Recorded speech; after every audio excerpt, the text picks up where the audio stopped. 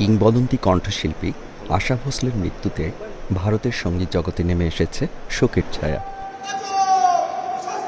সোমবার মুম্বাইয়ের রাষ্ট্রীয় মর্যাদায় তাকে শেষ শ্রদ্ধা জানাতে জড়ো হন পরিবার, বন্ধু এবং অসংখ্য ভক্ত। 12 এপ্রিল 92 বছর বয়সে শেষ নিঃশ্বাস ত্যাগ করেন এই গুণী শিল্পী। দশকের পর দশক ধরে বলিউডের অসংখ্য গানে নিজের কণ্ঠে প্রাণ দিয়েছেন আশা ভোসলে। তার কণ্ঠে ছিল বৈচিত্র্য, ছিল প্রাণচাঞ্চল্য, যা তাকে আলাদা করে তুলেছিল অন্য সবার থেকে। শুধু ভারতেই নয়, বিশ্বজুড়েও ছিল তার খ্যাতি। ব্রিটিশ শিল্পী বয় জর্জ সহ আন্তর্জাতিক অঙ্গনের অনেক তারকার সঙ্গে কাজ করেছেন তিনি। তার দীর্ঘ সঙ্গীত জীবনে পেয়েছেন অসংখ্য সম্মাননা।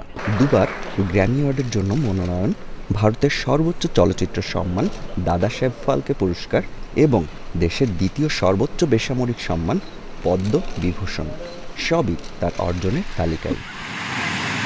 আশা ভোসলে ছিলেন আরেক কিংবদন্তি শিল্পী লতা মঙ্গেশকরের ছোট বোন। সঙ্গীত যেন ছিল তাদের রক্তে মিশে থাকা এক উত্তরাধিকার। জানা গেছে, বুকে সংক্রমণ এবং শারীরিক ক্লান্তির কারণে শনিবার তাকে মুম্বাইয়ের একটি বেসরকারি হাসপাতালে ভর্তি করা হয়েছিল। সেখানেই শেষ নিঃশ্বাস ত্যাগ করেন এই গুণী শিল্পী। আশা ভোসলের চলে যাওয়া মানে শুধু একজন শিল্পীর বিদায় নয়, একটি সুরেলা যুগের অবসান। তার কণ্ঠ, তার গান চিরকাল বেঁচে থাকবে শ্রোতাদের হৃদয়ে। Independent digital.